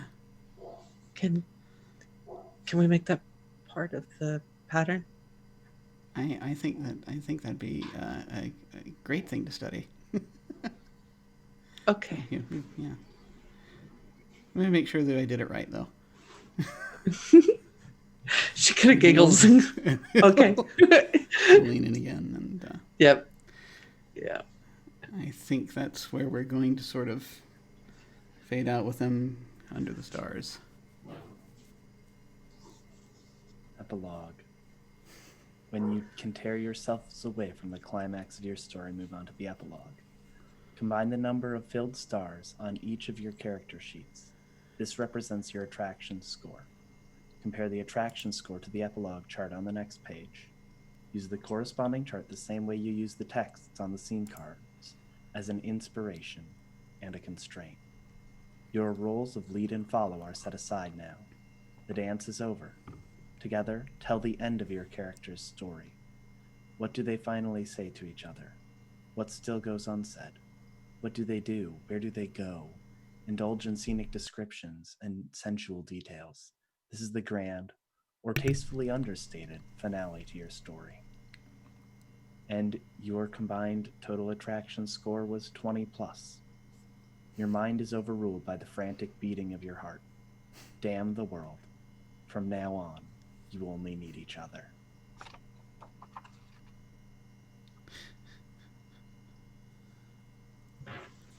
So how do we think that goes then? I guess we need to do a kind of a little epilogue as to how things proceed. For Chris, I think after, because they've still got another like 10 20 weeks, days. 20 days in this, another 3 weeks, and after a week or two. Of course, I mean, they have no idea when this is going to end. But it's after a week or two that it finally occurs. They're sitting in the planetarium kissing, making out. Yeah. Kissing. And now kiss. And all of a sudden she goes,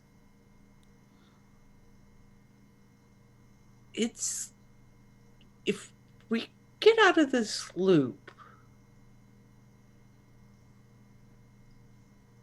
things are going to be... Do you think we'll remember all of this? Oh, crap. I didn't even think about that. I mean, I did, but I didn't... And if the last... You'd think so, because the last day work will still happen, right? Yeah. And... We only remember stuff from today. Write a bunch of crap and down. then she starts to laugh. She goes, how about in the middle of the meeting, we just kiss?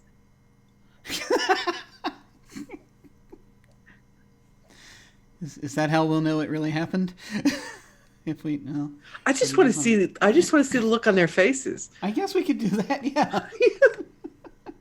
I mean, it's not like they're going to remember it the next day. No, I mean, if that.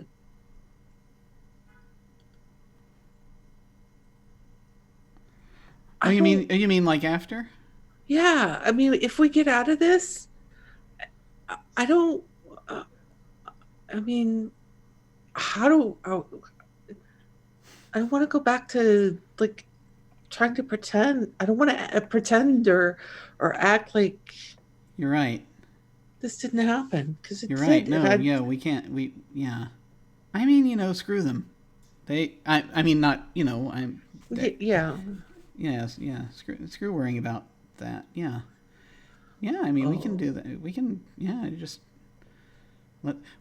I wonder if this is before or after Zeke held that meeting. Does Zeke hold that meeting at the end of the 6 months where he says that where he says they're dating Puck?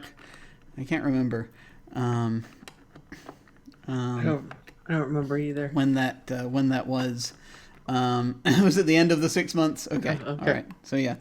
So we'll be like, yeah. I mean. Yeah, we can let it. Just let them know. Okay. I mean, I really care about you. Me too. I care about you too. And I don't want to.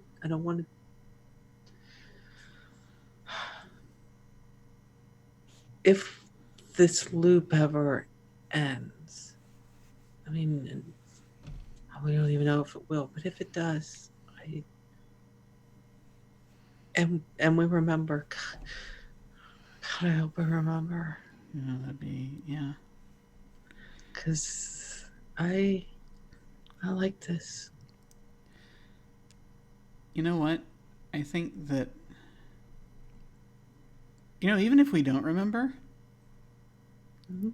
I think it's going to happen anyway. And she just, it takes her a minute. She sits there and she starts to, then the smile just kind of slowly creeps across her face. She goes, yeah, I think so too. She leans in and touches her forehead against his and then kisses him on the nose. Just a little on the nose. Yeah. Oh. I mean, I think I think it is going to end. I think maybe it is going to end soon. I've had this feeling. We've got it. I mean, we got it narrowed down to like what, 2 spots, and I keep telling them sooner or later we'll figure out a way to tell them that they'll actually, get to the right place fast enough, and they'll figure it out. So I mean, it's got to be somewhere between those 2 spots. So we'll get it. Yeah. I think we'll definitely make it. And you know what? Even if we don't, who else gets eternity? Yeah. Yeah. I mean, I was worried for ages about what's going to happen when I got to go back into into those university courses, and there's something to be said for it not ever having to happen. Yeah, I never have to leave. Yeah, So I want everyone else to actually move forward too. So I mean, we gotta fix it. But if it takes a while, I think that's okay. It's not the worst thing. No. And those comic books were so good. You were right. I know. Because they absolutely have gone to Poland. He's absolutely introduced her to comic books. Yeah. You've had time to read them. So. Yes. and wait. So tell me again. These are, wow. People write weird stuff about superheroes. Well, yeah, it's. I tell you, the fiction is much stranger than the truth.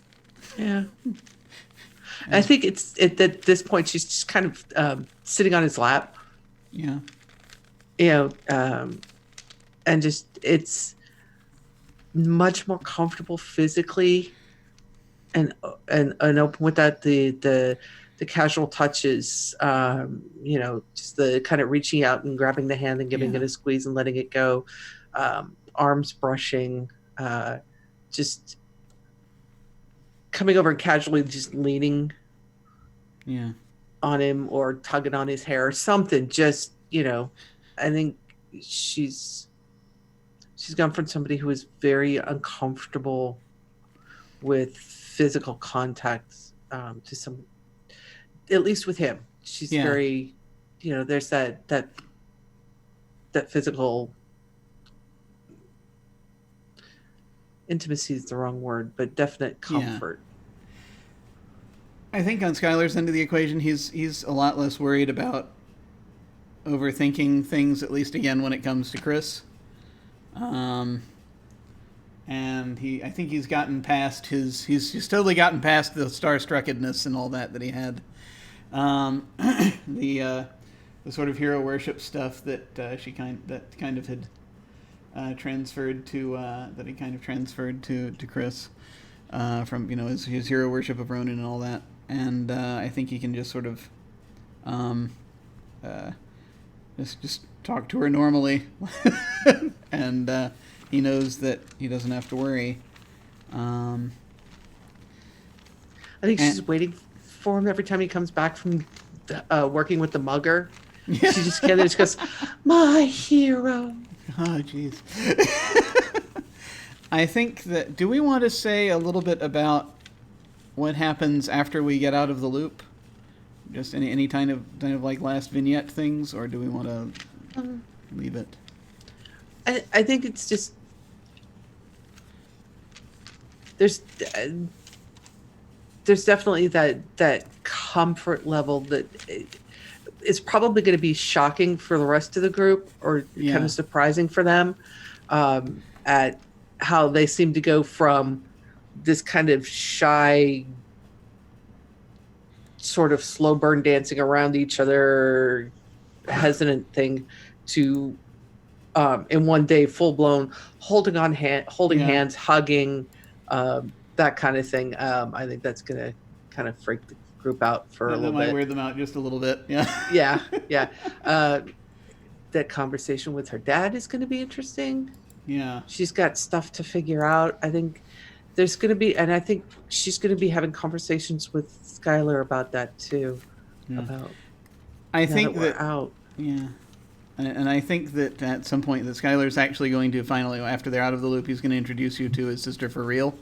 And by this point, they figured out all the ways not to do it. So that this time they get it right. I love it. At one point, she's also been secretly practicing taking selfies, and will actually present Skylar with a decent, what she considers to be a good picture, a decent picture of herself. Use this. We'll do that. I think that, so... is there anything else we need to do at this point? Are we good? That's it. Awesome. Epilogue, the last thing it says is saying goodbye. When the scattered bricks have been gathered up, you may go your separate ways. Or if you both desire it, you may continue talking about the game, your characters, and what might have been. You can even reassemble the tower and try again if you want to. Have fun, and take care. Awesome. Thank you so much, David, for this. And now you know how to play and teach others. Yay! Thank you so much. Yeah, of course. This was great getting to meet these characters and see this relationship develop. That was very cool. Yeah. It was. So I think that we'll go ahead then and do outros at this point. And just say, where folks can find you and any final thoughts you may have about this session. We'll start off again. Just thank you so much, Dave, for coming and refereeing us for this, for chaperoning us, as we had no freaking idea, or I didn't at least. You guys did great. And so that's very cool. Where can we find you, and how was this for you? Yeah, it was a lot of fun. I really enjoyed getting to meet these characters and see, just the little bits about them that ended up clicking with each other, that ended up causing them to fall for each other. And seeing that as someone just meeting these characters through this experience was very interesting, especially because you guys already knew a lot more about them than I did.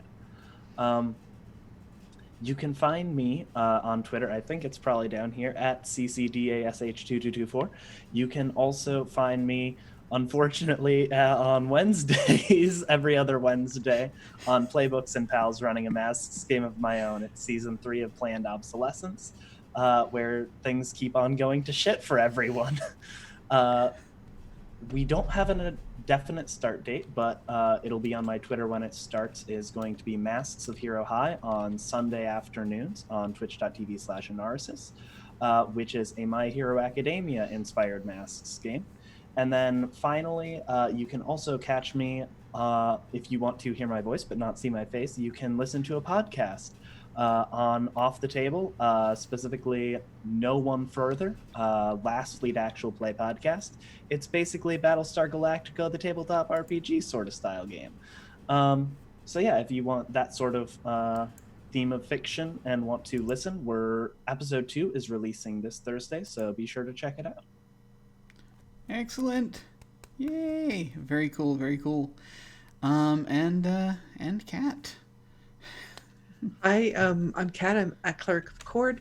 and I play games on the internet with my friends, and I make new friends and old friends, and it's just when Jim first suggested this a couple weeks back, I jumped at the chance. I've been wanting to play this game for a while, and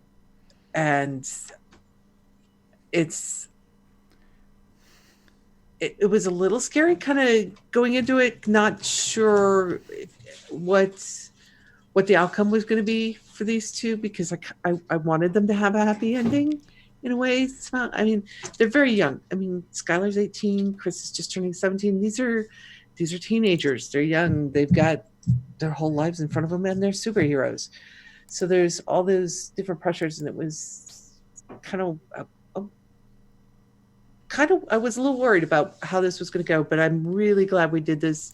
It was so much fun. David, thank you for being our chaperone, for helping us tell their story, because I don't think their story would have gone quite as well as it did without having you here, and I really appreciate it.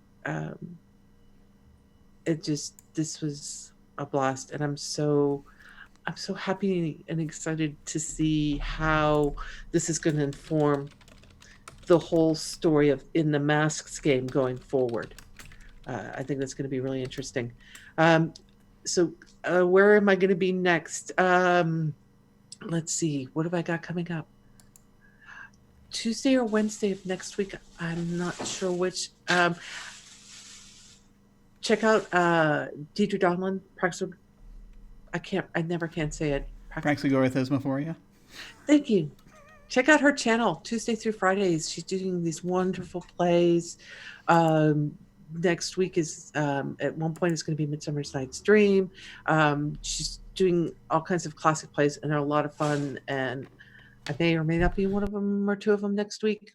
See, but go check them out. And then back here Wednesday for Masks.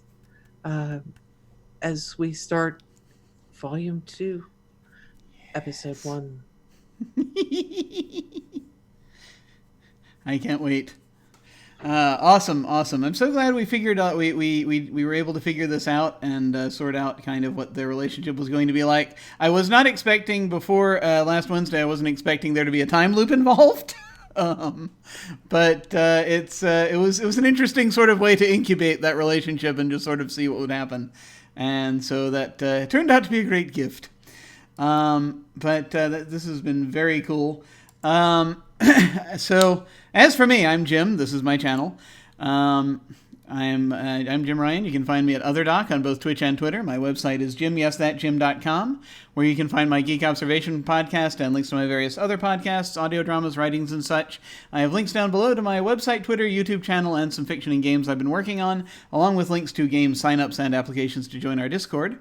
On this channel on Saturday nights, we have I run our Invisible Sun campaign, The Edge of Paradox. On Sundays, we do one-shots in the afternoon, and the one coming up this Sunday is going to be a game I wrote called Hidden Qualities. We're going to be doing a little bit of a play test. It's about working with people in space. Basically, how being in a confined environment for a long period of time causes you to relate to your people that you're there working with, and how it changes you. That's what that game's about. So we're going to be playing that on Sunday afternoon. On Sunday evenings, we have our regular Dark Matter campaign, Ghosts of Saltmaw. It's Ghosts of Saltmarsh in space. Then back around to Tuesdays. On Tuesday afternoon, we are continuing with our short campaign of Alas Vegas, which is a sort of a round-robin GM type game that uses tarot cards, set in a very strange, hellish version of Vegas.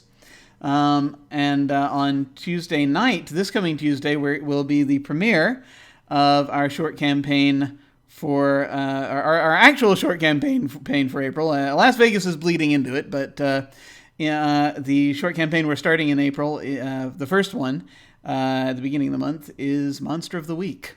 So we're going to we're going to see what happens with our session 0 for that, and it should be, I think, a lot of fun as we're kind of assembling everyone and figuring out what various characters folks are going to play and what the threats are. And I'm gonna have a lot of fun with that. I've never actually run Monster of the Week before. And then of course we come back around to Wednesday when we have masks, our regular masks campaign, and we'll get to see actually what happens as we properly enter the next volume of this game. Sign-ups are open right now for a one-shot coming up of Futurity. This is a game by Summer from Off the Table that we're going to play here, where everyone is playing oracles. It's a story game where we sit and we predict the future about ourselves and about the world in which these oracles live. I think it'll be a lot of fun. And so sign-ups are open for that, and I'm going to be opening more sign-ups soon. And in order to get in on sign-ups anytime, you go down below to RPG sign-up, or go to jimyesthatjim.com and click on Game Sign-up. And as always, beginners are welcome. So when we hit the end card, let's see. Encounter Roleplay is doing a Star Wars game. It says World Exclusive.